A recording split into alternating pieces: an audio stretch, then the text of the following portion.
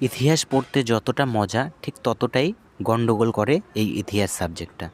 ইতিহাসে কিছু কিছু শব্দ আছে যেই শব্দগুলো সবসময় আমাদেরকে কনফিউশন করে থাকে। এই শব্দগুলো হচ্ছে খ্রিস্টাব্দ, খ্রিস্টপূর্বাব্দ এবং অনুমান। আমরা অনেকেই জানি না যে খ্রিস্টাব্দ, খ্রিস্টপূর্বাব্দ এবং অনুমান শব্দটা কখন ব্যবহার হয়ে থাকে। তো আজকের এই ভিডিও দেখার পর আমি আশা করছি, আমি গ্যারান্টির সাথে বলছি, যদি তোমরা ভালো করে ভিডিওটা দেখো তাহলে অবশ্যই ক্লিয়ার হয়ে যাবে অনুমান শব্দটা এবং খ্রিস্টাব্দ, খ্রিস্টপূর্বাব্দ শব্দটা কখন ব্যবহার হয়ে থাকে। আমরা প্রথমে বুঝব খ্রিস্টাব্দ এবং খ্রিস্টপূর্বাব্দ কখন ব্যবহার হয়ে থাকে।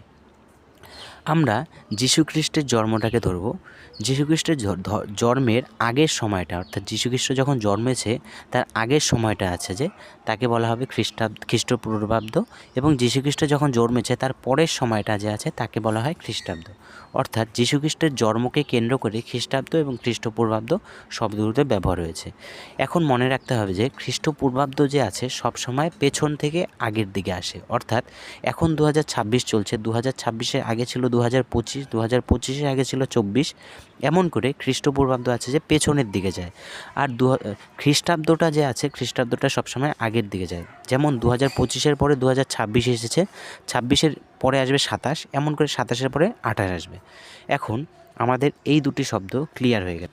খ্রিস্টাব্দ এবং খ্রিস্টপূর্বাব্দ যেহেতু আমাদের ক্লিয়ার হয়ে গেছে, এখন অনুমান শব্দটাও আমাদের জন্য একদমই ক্লিয়ার হয়ে যাবে।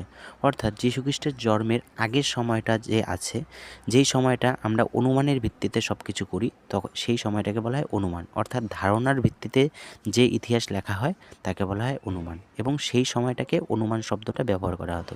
অর্থাৎ যীশুখ্রিস্টের জন্মের আগের সময়টা খ্রিস্টপূর্বাব্দ সবসময় অনুমানের ওপর ভিত্তি করে লেখা হতো, এটাকেই বলা হয় অনুমান। তোমরা যদি এর ওপর আরও বিস্তারিত কিছু জানতে চাও তাহলে অবশ্যই কমেন্টের মাধ্যমে আমাকে জানাও, আমি বিস্তারিত আলোচনা করব তোমাদের সাথে এই 3টা বিষয় নিয়ে। এবং এরকমই ইতিহাস রিলেটেড ভিডিও পাওয়ার জন্য এই চ্যানেলটা সাবস্ক্রাইব করো, এবং এই ভিডিওটা ভালো লাগলে অবশ্যই ভিডিওটাকে একটা লাইক করবে। আজকের জন্য এই পর্যন্তই, দেখা হবে আবারও এক নতুন ভিডিওতে। ধন্যবাদ সকলকে।